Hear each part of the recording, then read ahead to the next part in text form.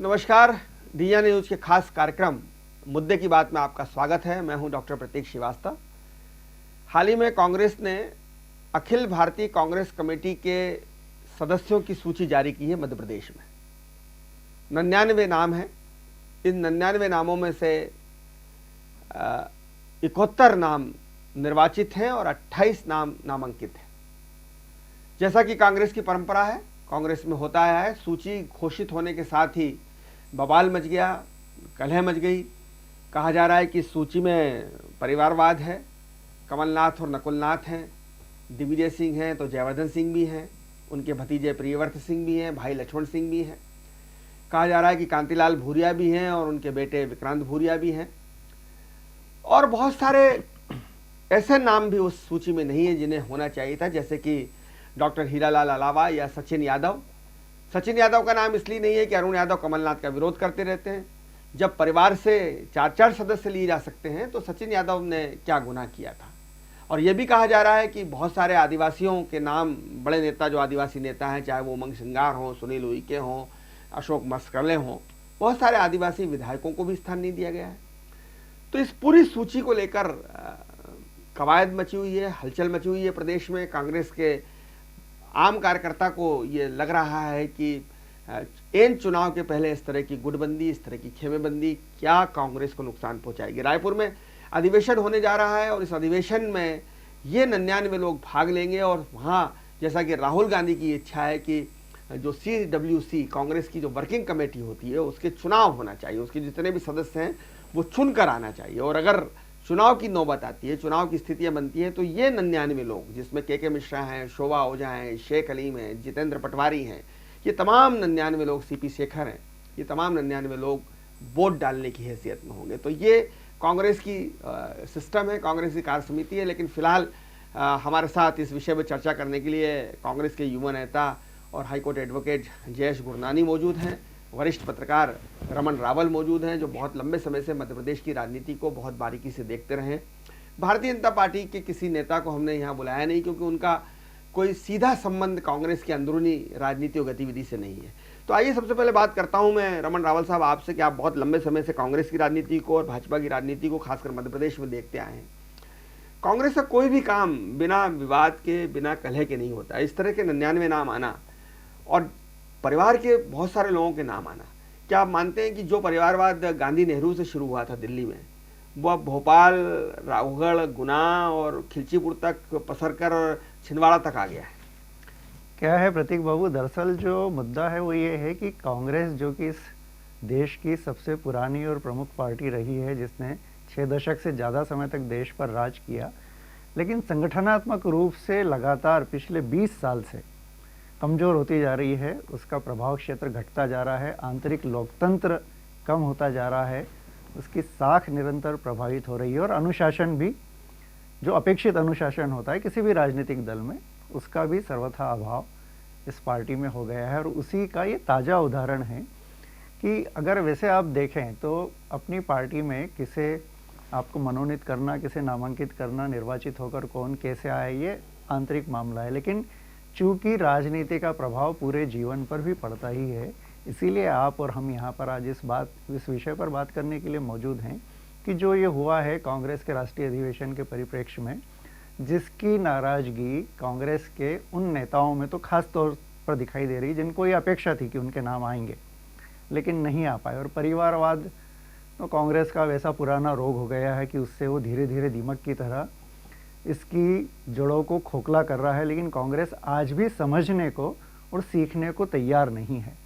उसका असर कांग्रेस ये शिकायत करते हैं रावल साहब कि हमारे परिवारवाद को तो मीडिया बहुत उतारती है, लेकिन बीजेपी में भी तो परिवारवाद है। अब गोपाल भार्गव के भी बेटे आ रहे हैं, भेरूलाल पाटीदार की भी बेटी आ रही है, हर मंत्री का बेटा जो है वो राजनीति में भाग लेना चाहता है। जयंत मलैया के बेटे की विद्रोह के कारण उनको तो भारी होना पड़ा। तो ऐसा नहीं है कि भाजपा या दूसरी पार्टियों में परिवारवाद नहीं है।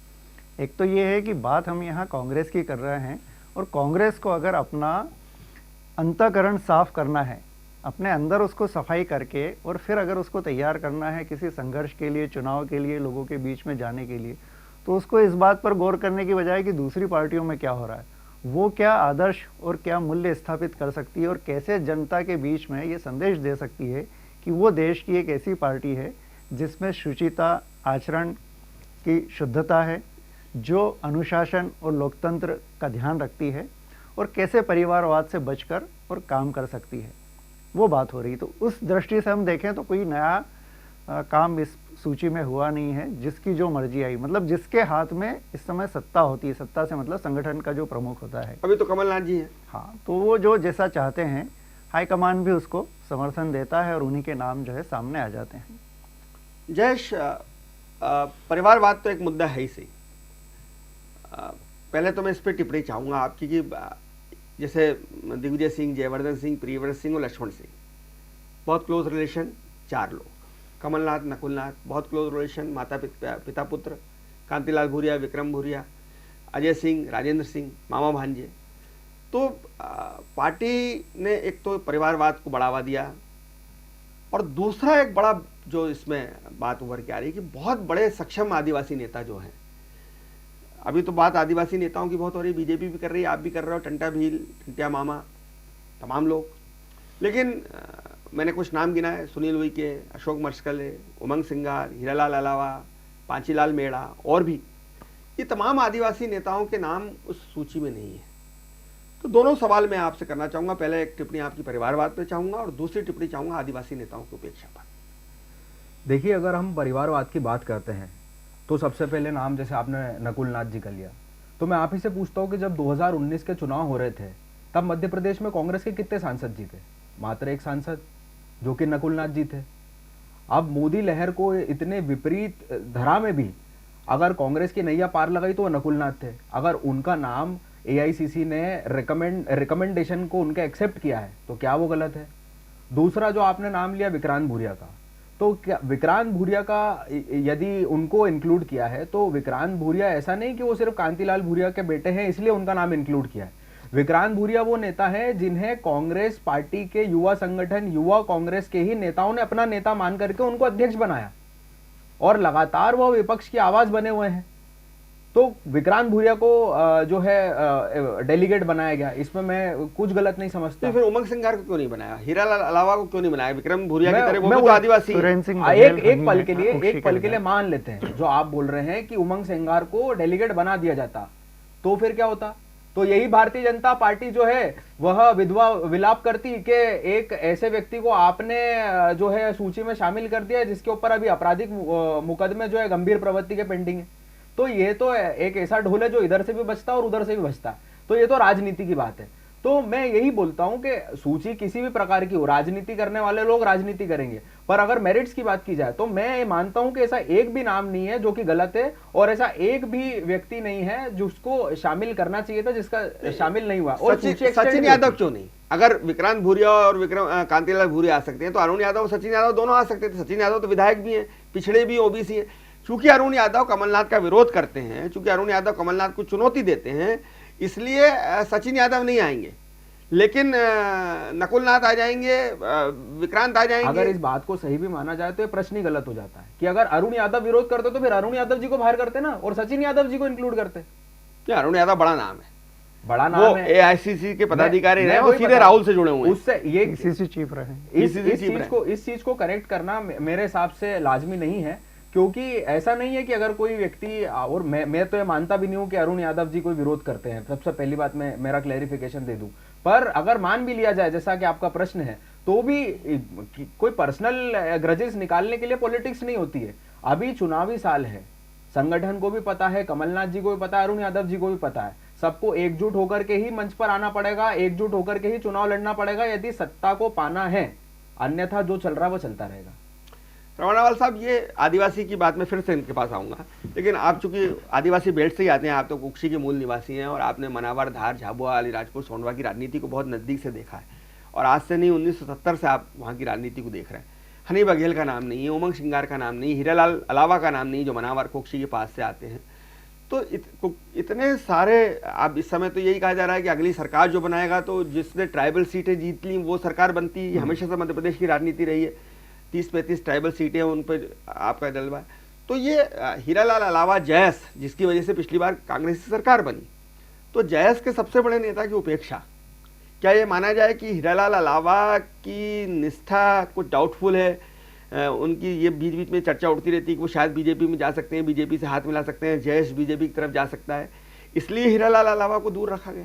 नहीं, हीरालाल अलावा के लिए मैं आपसे ये कहना चाहूँगा कि दिग्विजय सिंह जी के भाई जो लक्ष्मण सिंह हैं, सांसद विधायक, उन्होंने तो कहा कि मेरी जगह उन्होंने भी कहा है कि मेरी जगह उनको ले लो। मेरी समझ में ये नहीं आया कि ये कांग्रेस का राष्ट्रीय अधिवेशन हो रहा है और हीरालाल अलावा कांग्रेस के सदस्य नहीं है। नहीं, कांग्रेस के सिंबल पे चुनाव जीते वो, कांग्रेस के सिंबल पे चुनाव जीते वो। लेकिन जयेश का जिस तरह से उन्होंने अभी बीड़ा उठा रखा है और वो पार्टी के भीतर अपने आप को कांग्रेस का सदस्य मानते नहीं है, ऐसा उनका अभी तक का जो रवैया है वो इस तरह का है, तो शायद हो सकता है इसलिए भी उनकी उपेक्षा की गई हो, क्योंकि वो उनके अंदर कांग्रेस पार्टी के जो दिग्गज नेता हैं मध्य प्रदेश के, वो मुख्यमंत्री की महत्वाकांक्षा महसूस करते हैं कि अगर इन्हें आगे बढ़ाया तो हो सकता है कि हमारे लिए ये चुनौती साबित हो जाए।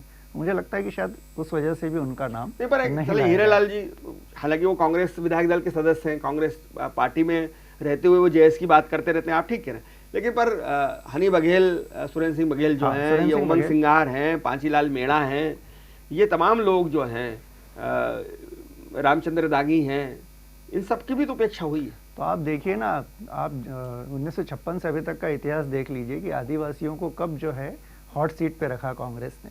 शिवभानु सिंह सोलंकी, जिसको विधायक दल ने पूरी तरह से 1980 में अपना नेता चुन लिया गया था, लेकिन आला कमान के जो पर्यवेक्षक आए थे, कमलनाथ जी की भूमिका सबसे ज्यादा थी, कमलनाथ जी की भूमिका सबसे ज्यादा थी, जो है वो अर्जुन सिंह जी को मुख्यमंत्री बना दिया, नेता चुन लिया गया। तो आदिवासी तो हमेशा इस्तेमाल की चीज उन्होंने, कमलनाथ जी ने संजय गांधी को कह के और वो भिजवाया था कि अर्जुन सिंह जी को मुख्यमंत्री बनाया जाए। तो ये कांग्रेस में हमेशा से रहा है कि आप जो है इस्तेमाल करें, उपयोग करें, वोट बैंक तो माने, लेकिन जब मलाई खाने का मौका है या जब महत्वपूर्ण पदों को हथियाने का मौका है तो आप बहुत तरकीब के साथ में उन नामों को दरकिनार करके और खुद आगे हो जाते हैं। क्या कांग्रेस सिर्फ आदिवासियों को वोट बैंक मानती है? रमन रावल साहब कह रहे हैं कि वोट बैंक तो मानती है, लेकिन जब सत्ता का विकेंद्रीकरण की बात आती है तो आदिवासियों को तरकीब से अलग कर दिया जाता है। अभी मैंने बहुत सारे नाम आपको गिनाए, ये सब नाम नहीं है। आदिवासियों को यदि वास्तविक रूप से मूल निवासी यदि किसी पार्टी ने माना है और वास्तविक रूप से यदि उनको लाभ दिया है सरकारी योजनाओं का, तो वह कांग्रेस पार्टी है। इन्हीं आदिवासी भाई बहनों को कांग्रेस पार्टी ने पट्टे दिए थे, जिसके कारण आज वह अपना घर बना पाए, वहां पर सुख शांति से रह पाते हैं। यही कांग्रेस पार्टी है जिन्होंने इन आदिवासियों को अधिकार दिया था कि यदि कोई भी व्यक्ति अगर आपसे जोर जबरदस्ती से कोई भूमि आपसे खरीदने का प्रयास करता है तो आप सीधा आवेदन दीजिए कलेक्टर ऑफिस में, हम वो जो सेल डीड है हम वो उसको रद्द कर देंगे। और आज भी अधिकार कायम है। तो इस प्रकार के कई अधिकार जो हैं अनुसूचित जनजाति को कांग्रेस पार्टी ने दिए हैं, परंतु वोट बैंक कौन मान रहा है वर्तमान में? कौन टंटिया मामा की मूर्ति स्थापित कर रहा है, कौन भील नृत्य कर रहा है, यह सबको दिख रहा है। कांग्रेस पार्टी ने तो अधिकार दिए हैं। वो पैसा एक्ट भी लागू कर रहा है उन्होंने। मैं जयेश बाबू की बात से ना इत्तेफाक रखता हूँ और दो बातें खास तौर से मैं ध्यान दिलाना चाहूँगा। एक तो आपने कहा कि पट्टे जो है उनको, जिस जमीन पर वो बसे हैं उनको रहने का अधिकार दिया, पट्टे दिए, मतलब आदिवासियों के वो हालात 60 साल में भी कांग्रेस नहीं पैदा कर पाई कि वो अपनी कमाई से जमीन खरीदने लायक बन जाए। मतलब उनकी दशा ये थी कि उनको पट्टे पर ही जीवन गुजारना है, छोटा सा एक मकान बनाने के लिए, एक झोपड़ी बनाने के लिए जमीन का टुकड़ा मिल जाए, वो आदिवासी के लिए बहुत बड़ी अनुकंपा है। दूसरी बात जो अभी आपने कही इसी के साथ में कि जमीन का मामला, कि वो उनकी जमीन कोई नहीं खरीद सकता। जयेश बाबू, गाँव में जाकर देखिए आदिवासी इलाके में, वो अपनी ज़मीन बेचना चाहता है, उसकी ज़मीन की व्यावसायिक कीमत अच्छी हो गई है, वो बेच नहीं सकता क्योंकि आदिवासी लेगा, आदिवासी की क्रय क्षमता नहीं है इतनी। अब मैं आपको बताता हूँ ना, अगर वो जो कानून है, वो कानून सिर्फ ये नहीं है कि बेच भी नहीं सकता। अगर आपको बेचना है किसी अन्य कैटेगरी के आदमी को तो कलेक्टर की परमिशन से बिकती है, उसको वो जमीन दिलवाना पड़ेगी, वो जमीन दिलवाना पड़ती है उसको, उतनी जमीन। ये एक प्रोटेक्शन दिया हुआ है एक आदिवासी को, ताकि उनका कोई लेकिन रमन रावल साहब दूसरी बात कह रहे हैं। रमन रावल साहब कह रहे हैं कि आदिवासी की जमीन आदिवासी खरीदेगा, आदिवासी के पास परचेसिंग पावर नहीं है नहीं ना, और बनिया खरीद सकता है उसको 2000 के भाव में, लेकिन वो बनिया को बेच नहीं सकता, वो आदिवासी को बेचना पड़ेगा, आदिवासी के राय में 400 में। इस कानून का नुकसान भी हो रहा है आदिवासियों को, बहुत ज्यादा है, बहुत ज्यादा है। आप तो चूंकि कुक्षी बेल्ट से आते हैं, लेकिन रमन रावल साहब ये अगर हम बात करें कि चूंकि ये चुनाव तो बहुत कुछ आदिवासियों के नाम पर लड़ा जाएगा, बीजेपी ने तो लगभग अपने पत्ते खोल दिए हैं। जिस तरह से ट्राइबल सीटों पे फोकस किया जा रहा है। और जैसा कि कह रहे हैं जयेश गुरनानी की मुख्यमंत्री जी को तो 2-4-10 आदिवासी जहाँ दिखते हैं वो नाचना शुरू कर देते हैं। तो इस दौर में कमलनाथ जी ने क्या ये सदस्यों की सूची बनाते समय अपने अपने लोगों को ज़्यादा उपकृत किया है?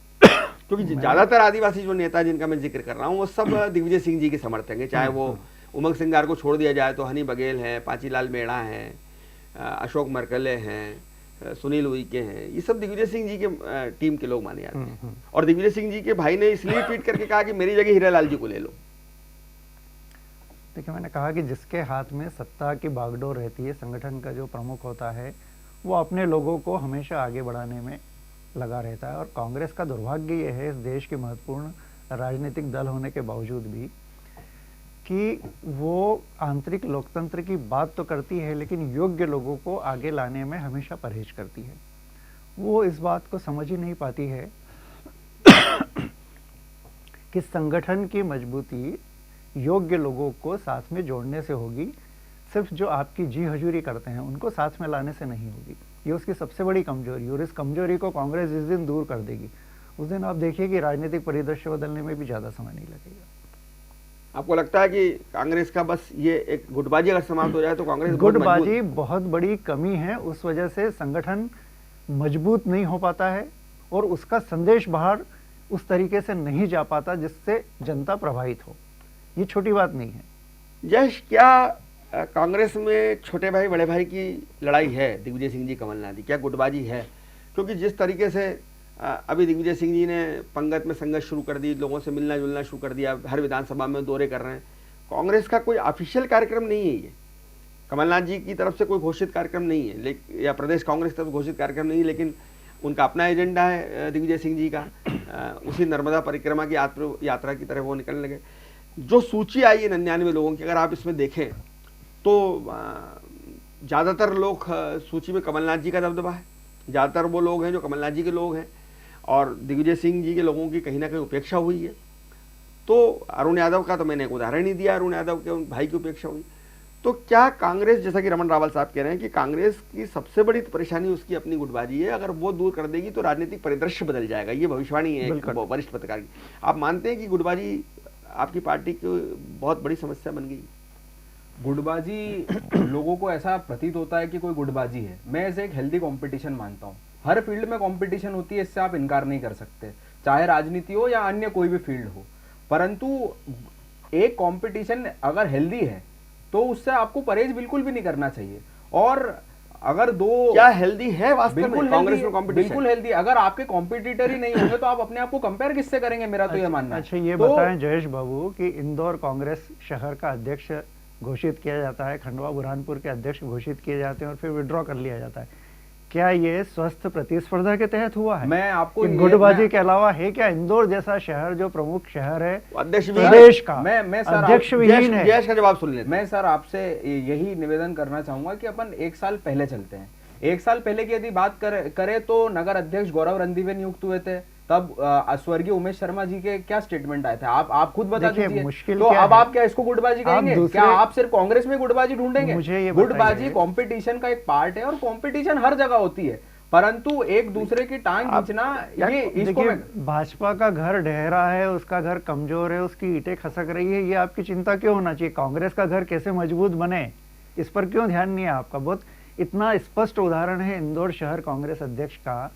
अब आप इसको जो है वो आंतरिक लोकतंत्र या प्रतिस्पर्धा का नाम देते हैं तो बहुत अच्छी बात है। कांग्रेस इसी तरह से अगर अपना रवैया बरकरार रखती है कम से कम तो अच्छा, आज आप जो प्रतिस्पर्धा कह रहे हैं, कंपटीशन कह रहे हैं, मैं गुटबाजी कह रहा हूं, तो क्या ये प्रतिस्पर्धा कांग्रेस को लाभ कहां पहुंचा रही है? ये तो नुकसान पहुंचा रही है। एक इंदौर जैसे शहर में 5 लोग हैं जो शहर अध्यक्ष बनना चाहते हैं, 5 लोग कॉम्पिटेंट हैं। जब एक बनेगा, जब कमलनाथ जी ने एक को बना दिया तो उन 4 ने पुतले जलाए, ये स्वस्थ कंपटीशन है?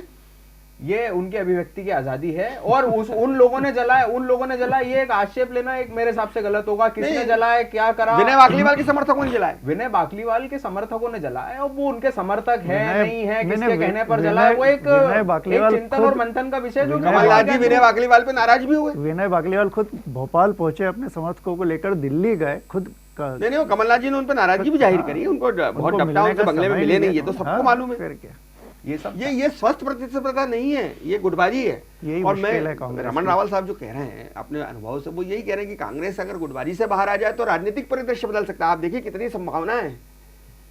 देखिए, कांग्रेस पार्टी जो है वो कोई 4-5 लोगों का कोई संगठन नहीं है कि एकदम से सारी चीजें खत्म। थोड़ी बहुत कमियां हर जगह होती है, और मेरा यही मानना है कि गुटबाजी से भारतीय जनता पार्टी या अन्य कोई भी राजनीतिक पार्टी अछूती नहीं है। तो इस चीज को न्यूट्रलाइज करने के लिए जो जो प्रयास किए जाने चाहिए वो हमें करने चाहिए। मैं उससे उतना मैं सहमत हूं बिल्कुल। और अगर इन 99 लोगों की अगर आप लिस्ट भी देखेंगे तो यह भी इस चीज की परिचायक है। आप देखेंगे किसी एक विशेष गुट को समर्थन नहीं मिला। अगर जैसे आपने आदिवासी की बात कही, तो अगर एक विशेष गुट को समर्थन देना होता, सिर्फ कमलनाथ जी के गुट को समर्थन देना होता, तो फिर विक्रांत भूरिया का नाम भी नहीं होता, कांतिलाल भूरिया जी का भी नाम भी नहीं होता। तो ऐसी चीजें भी हुई हैं। मतलब हम ये नहीं कहना चाहिए, कॉम्पिटेंट लोगों को जगह मिली है। और फिर भी मैं कहना चाहूंगा कि कुछ अगर नाम छूट भी गए हो तो सूची का विस्तार हो सकता है। कोई अब क्या विस्तार होगा? अब 2 दिन बाद तो रायपुर का अधिवेशन ही और एआईसीसी कमेटी में सूची चलेगी। रमन रावत साहब इसको किस तरीके से लेते हैं आप? देखिए, लक्ष्मण सिंह जी कांग्रेस में, लेकिन वो हमेशा आईना दिखाते रहते हैं। जब राहुल गांधी की यात्रा निकल रही थी तो उन्होंने कहा कि राहुल गांधी की यात्रा का कोई राजनीतिक लाभ मध्य प्रदेश में नहीं होने वाला, 54 सीटें भी हमको नहीं मिलेंगी, 54 सीट ज़्यादा हमको नहीं मिलेंगी, हमारी हालत खराब है। और राहुल जी जिस यात्रा से निकल रहे हैं वहाँ के लोग भी हार रहे हैं, कई पूर्व मंत्री हार रहे हैं, कई विधायक हार रहे हैं, ये उन्होंने कहा। अब उन्होंने अभी फिर लक्ष्मण सिंह जी ने, पार्टी के अंदर है, वरिष्ठ नेता है, 5 बार सांसद रहे हैं, कई बार विधायक रहे हैं, उन्होंने फिर कह दिया कि भाई मुझे मत भेजो, हीरेलाल को भेज दो। तो है पार्टी के अंदर, लेकिन जिस तरह का वो रोल प्ले कर रहे हैं उसको आप किस तरह से लेते हैं? मुझे लगता है प्रतीक बाबू, आप उनके रवैये पर अगर गौर करें लक्ष्मण सिंह के, तो बहुत कम मौक़ों पर वो बोलते हैं। आमतौर पर उनका कभी कोई वक्तव्य कोई सामने आती नहीं है बात। तो मुझे ऐसा लगता है कि उनसे बुलवाया जा रहा है। कौन बुलवा रहा है? आप कहें तो नाम भी ले लूं, आप कहें तो कोई इसकी जरूरत भी नहीं है। ये प्रश्न क्या दिग्विजय सिंह जी बुलवा रहे हैं कि क्या भाजपा बुलवा रही है? क्योंकि खास मौकों पर ही उनकी प्रतिक्रिया क्यों आती है? बाकी दिनों में भी तो कांग्रेस के सामने 10 मुश्किलें हैं और 10 संभावनाएं, उन पर कभी बात नहीं करते वो। ऐसे खास मौके जब किसी की ओर से कोई विरोध प्रदर्शन किया जाना हो, तब लक्ष्मण सिंह का एक बयान आ जाएगा, बहुत स्ट्रेटेजिकली। हाँ, तो क्या ये फिर से क्या लक्ष्मण सिंह जी के बयान में कहीं ना कहीं दिग्विजय सिंह जी की सहमति गुटबाजी की पराकाष्ठा? क्योंकि आप दिग्विजय सिंह जी की भी नजदीकी रहे, इसलिए मैं पूछना मैंने कहा ना कि ये जो है वो गाइडेड मिसाइल की तरह काम करते हैं लक्ष्मण सिंह। अगर वो खुद के विवेक से करें, या ऐसा नहीं है कि वो राजनीति नहीं समझते, बल्कि समझते हैं, इसीलिए खास मौक़ों पर टिप्पणी करते हैं। नहीं तो वो आमतौर पर भी कांग्रेस के लिए मैदान पकड़ना हो, कांग्रेस के लिए आंदोलन करना हो, कांग्रेस के लिए कोई बात कहना हो, भाजपा या किसी दूसरे दल को निशाने पर लेना हो, कभी आपने नहीं देखा होगा लक्ष्मण सिंह को इस तरह से प्रतिक्रिया व्यक्त करते। ये गुटबाजी नहीं है तो क्या है? और ये गुटबाजी सबसे बड़ी समस्या बन गई है। हालांकि कांग्रेस के अधिवेशन होना है, राहुल गांधी जी चाहते हैं कि CWC कांग्रेस वर्किंग कमेटी, जिसको हम कांग्रेस कार्य समिति बोलते हैं, जो सर्वोच्च बॉडी होती है कांग्रेस की, जो उम्मीदवारों का नाम तय करती है, मुख्यमंत्री का नाम तय करती है, राहुल गांधी चाहते हैं कि उसके चुनाव होना चाहिए प्रजातांत्रिक तरीके से। और खड़गे साहब और दूसरी टीम जो चाहती है, वो चाहती है कि चुनाव से अलगाव बढ़ेगा, नॉमिनेट कर दी जाए। अब देखिए रायपुर में क्या होता है, चुनाव होते हैं या नॉमिनेशन होता है। लेकिन मध्य प्रदेश से जो 99 नाम गए हैं, उसको लेकर मध्य प्रदेश की कांग्रेस में सब कुछ अच्छा नहीं है। वक्त है अभी 8-9 महीने का, कांग्रेस को समझना चाहिए। रमन रावल साहब बहुत साफ तौर पे कह रहे हैं कि परिदृश्य अगर बदलना है तो कांग्रेस को अपनी निजी कमजोरियों पर, जो कमजोरियां नासूर बनती जा रही हैं, जो बीमारियां, उनको काबू पाना होगा, उनको दूर करना होगा। हालांकि ये बात सही है कि जब भी कांग्रेस को इस तरह का आईना दिखाने की कोशिश की जाती है, कांग्रेस बहुत सारी बीजेपी की खामियां लेकर सामने आ जाती है कि साहब सिर्फ गुटबाजी हमारे ही तो नहीं है, आपको कल्याण सिंह का बेटा राजू सिंह क्यों नहीं दिखता। लेकिन सवाल ये है कि आप अपना घर मजबूत करें, दूसरे की घर की बीमारियां या दूसरों के पाप गिनाने से अपने पाप कम नहीं हो जाते। देखते रहिए डिजाइनर न्यूज़, खबरों का सिलसिला जारी है, जारी रहेगा। नमस्कार। निमाड़ की पल पल की खबरों से अपडेट रहने के लिए हमारा चैनल डिजियाना न्यूज निमाड़ को सब्सक्राइब जरूर करें।